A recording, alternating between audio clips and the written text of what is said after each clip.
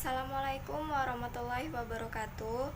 Di sini kami dari kelompok 6 yang beranggotakan 5 orang akan menjelaskan tentang teori konsumsi. Tujuan dibuatnya video ini adalah untuk memenuhi nilai tugas mata kuliah pengantar ilmu ekonomi dari dosen pengampu Ibu Maya Melita MPD. Selain itu, video ini juga sebagai sumber referensi bagi yang melihat. Semoga bermanfaat.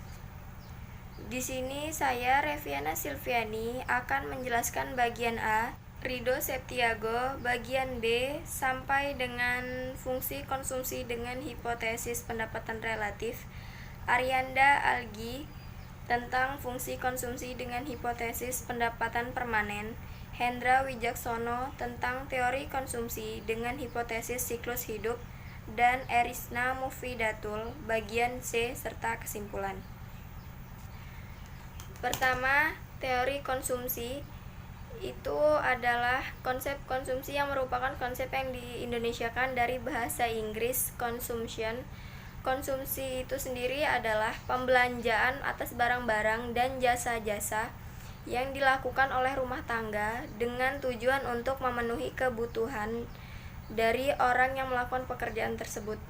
Teori konsumsi adalah teori yang mempelajari bagaimana manusia atau konsumen itu memuaskan kebutuhannya dengan pembelian atau penggunaan barang dan jasa.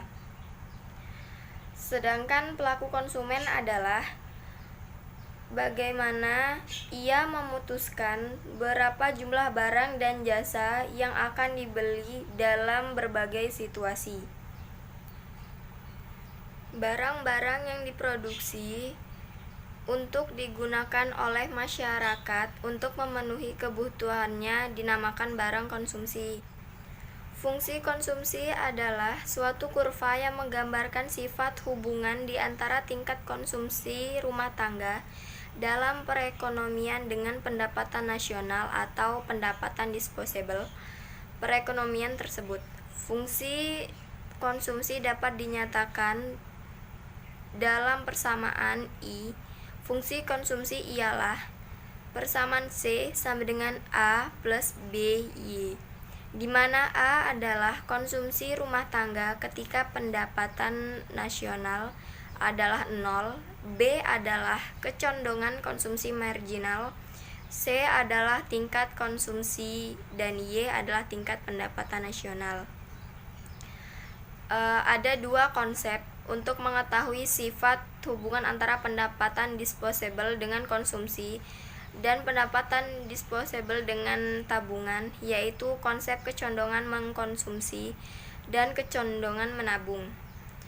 Kecondongan mengkonsumsi dapat dibedakan menjadi dua, yaitu kecondongan mengkonsumsi marginal dan kecondongan mengkonsumsi rata-rata. Kecondongan mengkonsumsi marginal dapat dinyatakan sebagai MPC, berasal dari istilah Inggrisnya marginal propensity to consume, dapat didefinisikan sebagai perbandingan di antara pertambahan konsumsi yang dilakukan dengan pertambahan pendapatan disposable yang diperoleh. Kecondongan mengkonsumsi rata-rata dinyatakan dengan APC atau average propensity to consume, dapat didefinisikan sebagai perbandingan di antara tingkat pengeluaran konsumsi dengan tingkat pendapatan disposable pada ketika konsumen tersebut dilakukan. Kecondongan menabung dapat dibedakan menjadi dua, yaitu kecondongan menabung marginal dan kecondongan menabung rata-rata. Kecondongan menabung marginal dinyatakan dengan MPS atau marginal propensity to save, adalah perbandingan di antara pertambahan tabungan dengan pertambahan pendapatan disposable. Selanjutnya, kecondongan menabung rata-rata dinyatakan dengan APS atau average propensity to save, menunjukkan perbandingan di antara tabungan dengan pendapatan disposable. Assalamualaikum warahmatullahi wabarakatuh. Nama saya Rido Septiago. Kelompok 6 akan membahas tentang pendekatan teori konsumsi. Menurut absolute income hypothesis yang dikemukakan oleh James Tobin, Konsumsi ditentukan oleh tingkat pendapatan absolut sehingga hubungan antara pendapatan dan konsumsi merupakan fungsi konsumsi jangka pendek. Berdasarkan penelitian para ahli, sebelumnya seperti Simon Kunzet tahun 1946, fungsi konsumsi jangka pendek dapat berubah sepanjang waktu sehingga menghasilkan fungsi jangka panjang. Ada beberapa hal yang menyebabkan fungsi konsumsi jangka pendek berubah, yaitu adanya migrasi penduduk dari desa ke kota, adanya barang-barang produksi baru dalam perekonomian, dan adanya peningkatan dalam kesejahteraan suatu bangsa. Simon Kunze, seorang ahli ekonomi Amerika Serikat pada tahun 1946, mencoba menerangkan hubungan antara pengeluaran konsumsi masyarakat dengan tingkat pendapatan nasional. Kesimpulan hasil studi empirisnya yaitu membedakan antara fungsi konsumsi jangka pendek dan fungsi konsumsi jangka panjang. Adanya migrasi atau urbanisasi penduduk dari desa ke kota, dan kita mengetahui bahwa penduduk kota konsumsinya lebih tinggi daripada konsumsi penduduk desa. Dengan kata lain, bagian pendapatan yang dikonsumsi oleh penduduk kota proporsinya lebih tinggi daripada yang dibelanjakan penduduk desa. Jadi jelas migrasi atau urbanisasi cenderung untuk meningkatkan konsumsi walaupun tidak ada peningkatan pendapatan. Adanya barang-barang produksi baru dalam perekonomian. Walaupun pendapatan konsumsi tetap, namun bila ada barang-barang baru maka konsumen akan terangsang untuk meningkatkan konsumsinya. Misalnya ada sabun cuci baru, maka dapat diharapkan orang membeli produk baru lebih banyak daripada sebelumnya. Demikian pula kaset atau TV baru diharapkan bisa memberikan kehidupan yang lebih baik sehingga masyarakat mau mengkonsumsi lebih banyak. Karena adanya peningkatan dalam kesejahteraan suatu bangsa, kesejahteraan ini dapat dilihat dari ketersediaannya aktiva lancar terutama dalam bentuk uang tunai, deposit di bank, serta tabungan. Dengan meningkatnya kekayaan yang dikuasai atau dimiliki masyarakat, diharapkan konsumsi juga meningkat. Jadi kalau orang merasa kaya, biasanya konsumsinya menjadi bertambah tinggi. Terima kasih. Assalamualaikum warahmatullahi wabarakatuh. Saya akan melanjutkan makalah dari kelompok 6 yang tadi. Fungsi konsumsi dengan hipotesis pendapatan permanen. Jadi Milton Friedman menawarkan hipotesis pendapatan permanen untuk menjelaskan perilaku konsumsi. Hipotesis pendapatan permanen Friedman melengkapi hipotesis daur hidup Modigliani. Keduanya menggunakan teori konsumsi Living Fisher untuk menyatakan bahwa konsumsi seharusnya tidak hanya bergantung pada pendapatan sekarang, tapi tidak seperti hipotesis daur hidup yang menekankan bahwa pendapatan mengikuti pola reguler selama masa hidup seseorang. Hipotesis pendapatan permanen menekankan bahwa manusia mengalami perubahan acak dan temporer dalam pendapatan mereka dari tahun ke tahun. Pendapatan permanen adalah bagian pendapatan yang diharapkan orang untuk terus bertahan di masa depan. Pendapatan transitoris adalah bagian pendapatan yang tidak diharapkan untuk terus bertahan. Bedanya, pendapatan permanen adalah pendapatan rata-rata, sedangkan pendapatan transitoris adalah deviasi acak dari rata-rata. Hipotesis pendapatan permanen memecahkan teka-teki konsumsi yang menyatakan bahwa fungsi konsumsi Keynesian standar menggunakan variabel yang salah. Menurut hipotesis pendapatan permanen, konsumsi bergantung pada pendapatan permanen, tetapi banyak studi tentang fungsi konsumsi berusaha menghubungkan konsumsi dengan pendapatan sekarang. Menurut hipotesis pendapatan permanen, kecenderungan mengkonsumsi rata-rata tergantung pada rasio pendapatan permanen terhadap pendapatan sekarang. Bila pendapatan sekarang secara temporer naik di atas pendapatan permanen, kecenderungan mengkonsumsi rata-rata secara temporer turun. Bila pendapatan sekarang turun di bawah pendapatan permanen, kecenderungan mengkonsumsi rata-rata secara temporer naik. Hipotesis ini membangun gagasan bahwa konsumen yang berpandangan ke depan mendasarkan keputusan konsumsi mereka tidak hanya pada pendapatan sekarang, tetapi juga pendapatan yang mereka harapkan di masa depan. Jadi, hipotesis pendapatan permanen menyatakan bahwa konsumsi bergantung pada ekspektasi seseorang. Selanjutnya adalah teori The Life Cycle Hypothesis oleh Albert Ando, Richard, dan Franco Modigliani. Dalam bahasa Indonesia adalah teori konsumsi dengan hipotesis siklus hidup. Dalam seri kertas kerja yang ditulis pada tahun 1950-an, Franco Modigliani dan beserta dua temannya itu menggunakan model perilaku konsumen untuk mempelajari fungsi konsumsi. Satu tujuan mereka adalah memecahkan teka-teki konsumsi, yaitu menjelaskan adanya bukti yang saling bertentangan ketika fungsi konsumsi Keynes dimasukkan ke dalam data. Menurut model Fisher, konsumsi bergantung pada pendapatan kehidupan seseorang. Modigliani menekankan bahwa pendapatan bervariasi secara sistematis selama kehidupan seseorang dan tabungan membuat konsumen dapat menggerakkan pendapatan dari masa hidup ketika pendapatan tinggi di masa hidupnya ketika pendapatan tinggi ke masa hidup ketika pendapatan rendah. Hipotesis dari teori ini adalah satu alasan penting bahwa pendapatan bervariasi selama kehidupan seseorang adalah masa pensiun. Kebanyakan orang merencanakan akan berhenti bekerja pada usia kira-kira 65 tahun dan mereka berharap akan menerima penghasilan ketika pensiun.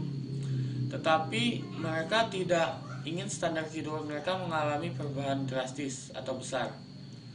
Sebagaimana diukur dengan konsumsi mereka, untuk mempertahankan konsumsi dengan berhenti bekerja, orang-orang harus menabung selama masa-masa kerja mereka. Mari kita lihat apakah motif untuk menabung ini berpengaruh pada fungsi konsumsi. Contoh, seorang konsumen yang mengharapkan hidup selama T tahun, memiliki kekayaan W dan mengharapkan menghasilkan pendapatan Y sampai ia pensiun dan selama R tahun dari sekarang. Mohon maaf, ini rumusnya tidak saya bacakan karena begitu rumit dan sulit. Langsung saja kita ke C atau akhir makalah ini. C. Variabel yang mempengaruhi konsumsi. Faktor-faktor yang hidup cukup besar peranannya dalam menentukan besar kecilnya pengeluaran konsumsi dalam masyarakat adalah di sini disebutkan ada 6 macam. A. Distribusi pendapatan nasional. B. Banyaknya kekayaan masyarakat. C. Banyaknya barang-barang konsumsi tahan lama dalam masyarakat. Dan D. Kebijakan finansial perusahaan-perusahaan. E. Kebijaksanaan perusahaan-perusahaan dalam pemasaran. Dan F. Ramalan dari masyarakat akan adanya perubahan tingkat harga. Bab 3 penutup. Kesimpulannya dari makalah ini adalah dalam karya Keynes, Fisher, Modigliani, dan Friedman, kita melihat kemajuan pandangan tentang perilaku konsumen. Keynes menyatakan bahwa konsumsi sangat bergantung pada pendapatan sekarang. Karena itu, para ekonom menyatakan bahwa konsumen memahami kalau mereka menghadapi keputusan antar waktu. Konsumen menatap sumber daya dan kebutuhan masa depan mereka yang menunjukkan fungsi konsumsi dan yang lebih kompleks dibanding fungsi konsumsi yang Keynes berikan. Selanjutnya saya akan menjelaskan bagian C, yaitu variabel yang mempengaruhi konsumsi. Faktor-faktor yang cukup besar peranannya dalam mempengaruhi besar kecilnya pengeluaran konsumsi suatu masyarakat ialah yang pertama, distribusi pendapatan nasional, yang kedua, banyaknya kekayaan masyarakat, yang ketiga, banyaknya barang-barang konsumsi tahan lama masyarakat, yang keempat, kebijakan finansial perusahaan-perusahaan, yang kelima, kebijakan perusahaan-perusahaan dalam pemasaran, yang keenam, ramalan daripada masyarakat akan adanya perubahan tingkat harga. Dalam hubungannya dengan fungsi konsumsi yang kita nyatakan dalam bentuk persamaan, C sama dengan C0 plus CY atau C sama dengan C0 plus CYD, dapat kita katakan bekerjanya faktor-faktor seperti kita sebutkan di atas akan terlihat dalam bentuk berubahnya atau bergesernya fungsi tersebut.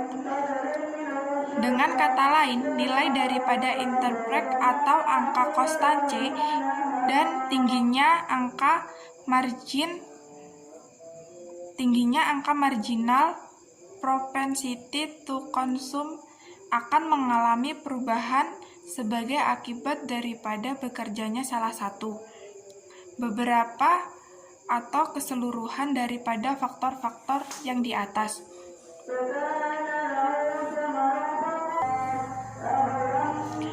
Kesimpulannya adalah, dalam hasil karya Keynes, Fisher, Modigliani, dan Friedman, kita melihat kemajuan pandangan tentang perilaku konsumen. Keynes menyatakan bahwa konsumsi sangat bergantung pada pendapatan sekarang. Karena itu, para ekonom menyatakan bahwa konsumen memahami kalau mereka menghadapi keputusan antar waktu. Konsumen menetapkan sumber daya dan kebutuhan masa depan mereka yang menunjukkan fungsi konsumsi yang lebih kompleks dibandingkan fungsi konsumsi yang Keynes berikan. Dengan kata lain, pendapatan sekarang hanya merupakan satu determinan dari konsumsi agregat. Para ekonom terus memperdebatkan kepentingan relatif dari determinan konsumsi ini.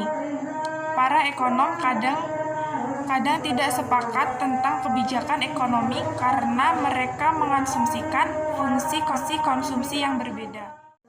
Sekian presentasi yang dapat kami jelaskan. Apabila ada kesalahan dari kata yang disengaja maupun tidak sengaja, kami mohon maaf. Kami akhiri. Wassalamualaikum warahmatullahi wabarakatuh.